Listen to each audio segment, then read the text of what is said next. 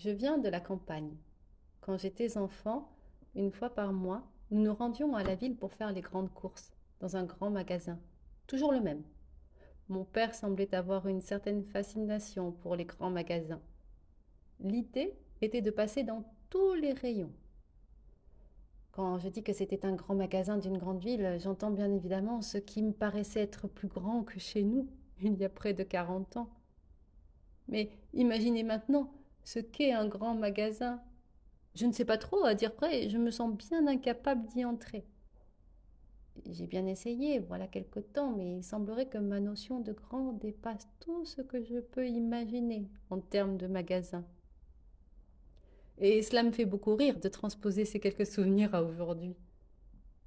Est-il seulement possible d'imaginer parcourir tous les rayons pour être sûr de ne rien avoir oublié sur une liste déjà bien fournie? Pour être sûr de profiter de la moindre promo. Parce qu'en promo, tout est bon à prendre. Sait-on jamais, des fois que cela vienne à manquer, des mois de lessive grâce à une super promo qui viendra réparer, qui sait, celle pour le papier toilette. Finalement, pas d'aussi bonne qualité telle que vantée. Ou peut-être parce qu'un virus à grande échelle sera passé par là, nous rappelant à notre condition de simples humains qui, nous aussi, faisons caca. Enfin, ça ne se fait pas de parler de tout ça. Je l'ai appris à mes dépens récemment. Le sujet est sérieux. Et vous savez quoi? C'est peut-être bien là le problème, à mon sens d'ailleurs. À force de nous prendre tellement au sérieux, au prétexte de nous croire soi-disant plus évolués, avoir la capacité de penser nos pensées, non seulement nous avons oublié de nous en servir de cette fichue métacognition, mais nous avons également oublié que nous faisions caca. Des êtres ordinaires, en somme, seulement de passage sur cette terre. Mais des êtres qui ont inventé les promos. Et les promos, c'est la vie. Parce que la vie, par ici, c'est acheter, consommer. Alors nous travaillons d'arrache-pied toute l'année pour consommer autant que possible, ce qui nous donnera apparemment le droit d'exister, mais aussi de se soigner, de vivre tout simplement, dignement. Mais qu'est-ce que la dignité exactement? Dans le dictionnaire, j'y ai trouvé deux définitions. Un, c'est une fonction, un titre ou charge qui donne à quelqu'un un rang éminent. La dignité du comte, de l'évêque, du magistrat, etc. Deux, un respect que mérite quelqu'un ou quelque chose, une atteinte à la dignité. Laquelle des deux définitions avons-nous choisi dans notre société? C'est amusant, je trouve. Mais vous ne voyez pas qu'il y en a une autre ouverte plutôt que d'attendre ici? Cette caissière-là, momentanément outrée face à ce monsieur perdu et fortement marqué, semble-t-il, avec sa bouteille de vin piquette à la main, quelle définition a-t-elle choisi? Le délit de faciès. Oh, je me garderai bien cependant d'en développer un quelconque jugement. Pour avoir travaillé en EHPAD, en être partie pour m'être aperçue que j'étais moi-même en train de devenir maltraitante, je perdais patience. Je sais fort bien à quel point il est difficile de ne pas céder à des travers que nous n'avons plus le loisir, si je puis dire, d'interroger, à force d'être soi-même maltraité par des conditions de travail qui exploitent la moindre opportunité pour enrichir ceux qui savent en tirer les ficelles.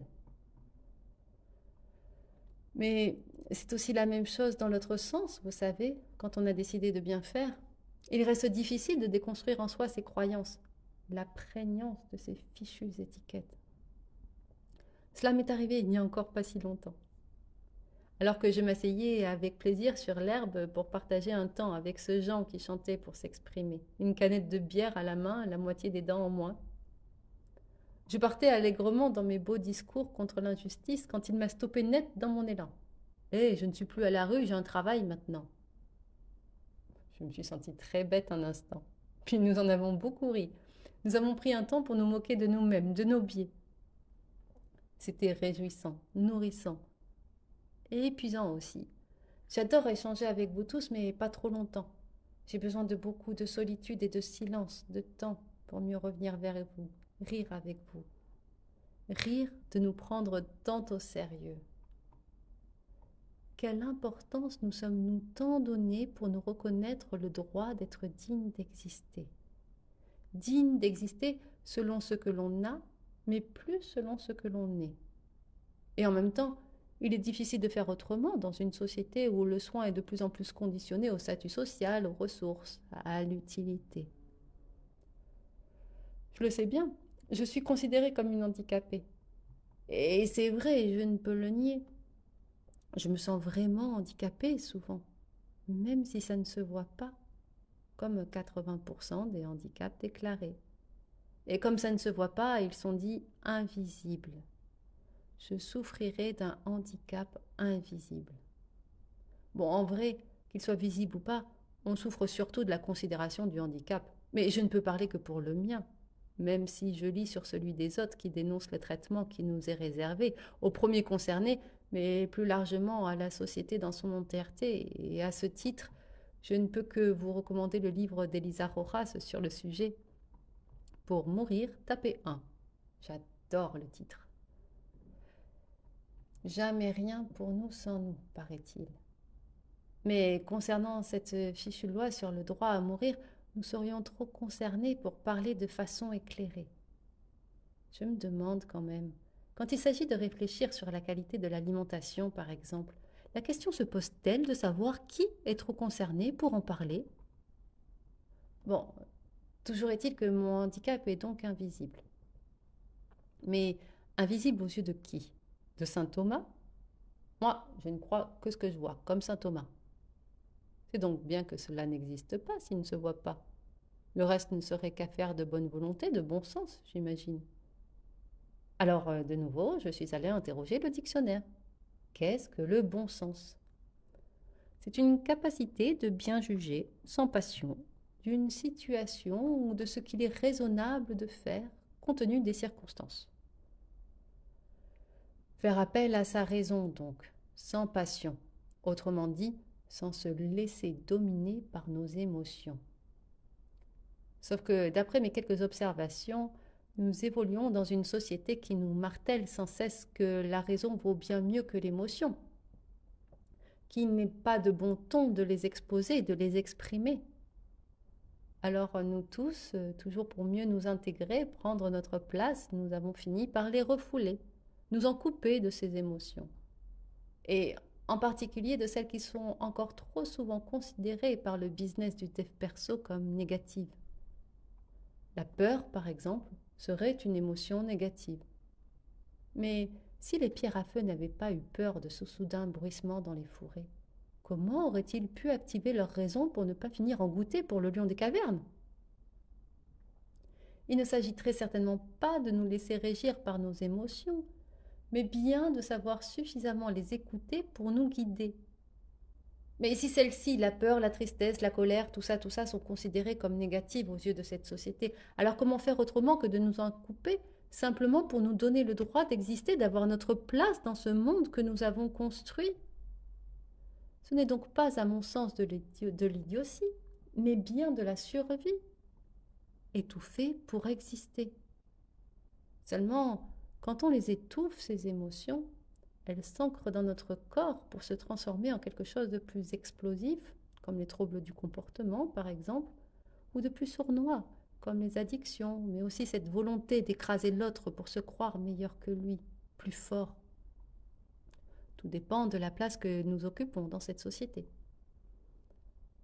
Comment, dès lors, une telle définition du bon sens est-elle tenable?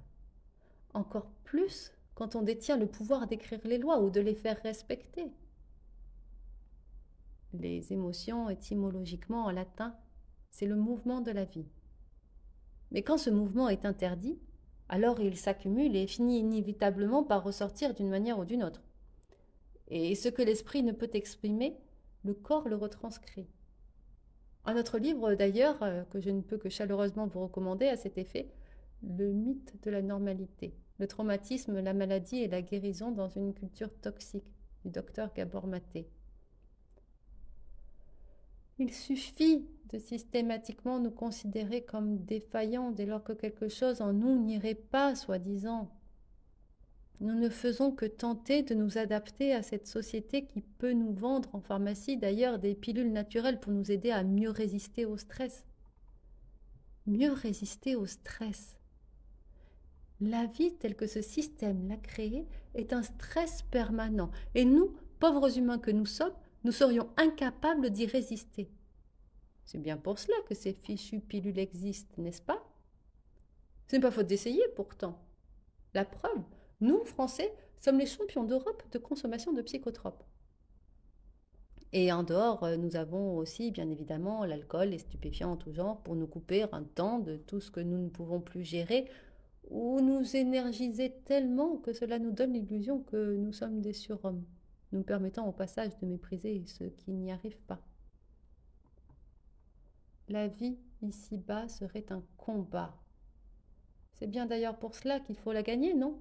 Pour réussir sa vie. Et toi, ça va? Tu gagnes bien ta vie?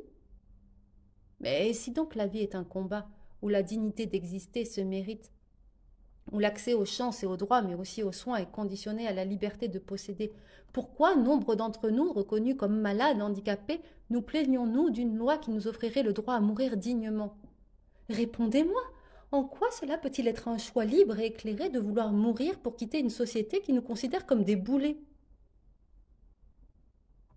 Je ne me souviens toujours pas de grand-chose, donc, dans mon enfance, à cause de ce qui m'est arrivé, l'inceste. Mais quand même, petit à petit, de plus en plus, ça revient. Comme cette histoire d'aller faire les grands magasins.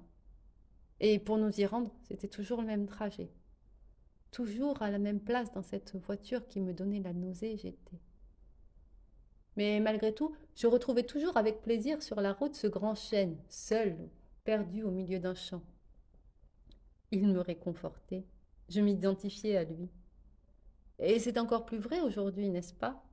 Nous sommes une multitude d'arbres perdus au milieu de l'immense champ de la vie occidentale. Mais une multitude d'arbres, ça fait une forêt. Des forêts qui sont en train de brûler à force de nous croire seuls, supérieurs, au point de n'avoir besoin de personne pour exister, puisque nous avons tout dans nos grands magasins. Alors recommençons par cela, voulez-vous bien? Rassemblons-nous pour redevenir des forêts qui protègent les jeunes pousses, nos enfants.